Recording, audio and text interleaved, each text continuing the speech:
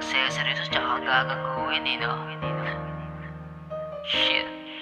Bakit nga ba sa tuwing umiibig tayo may kapalit? Sa likod ng mga tawat saya ay may kahantungan din pala na sakit. Napakadaya kung kailan di na gusto iiwanan ka di na punit. Magiging malaya na lang kaysa magtiis pa sa pagmamahal mo na pilit. Nakakainis kung kailan ka nagtitino sa pag-ibig tsaka kukukalin. Tain ng buhay yan, tinatawag pa kitang mahal, dapat sa'yo murahin. Di akalain sa pagpapanggap na dala mo ako lang hiya. Napakabobo ko din, dapat una pa lang hinayaan na dapat kita.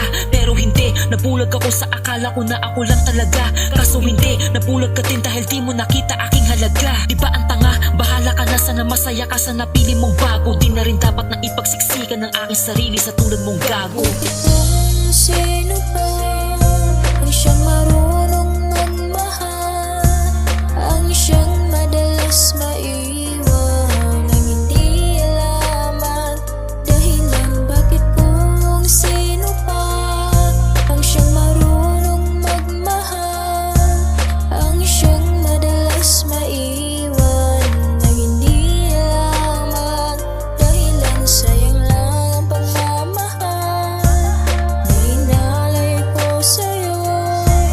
Bakit ikaw ngayon ay biglang nagbago? Nakakauwi na yung mga gantong senaryo no? Minsan kailangan ka pa niyang balik na rin sa mga bagay na alam naman niyang nahuli na siya. Mula. Nakakadala, nakakasakal, ayoko na din pahabain. Ugali mo din masyadong hangal, pagod na akong unawain.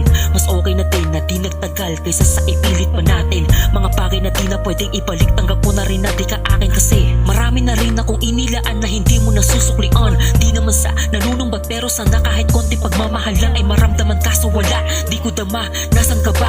Parang wala, kasama ka nga kaso para kang hangin, di ba ang lala? Tas ako pa, paghihinalaan mo na may mali akong ginagawa. Nakakatawa, sa bawat bintang mo sa akin, ikaw din palang may gawa. Salamat na lang sa pinagsamahan na puro pasakit lang ang nadama. Ganun talaga, nasanay na lang at kung minsan mapapatanong na lang na.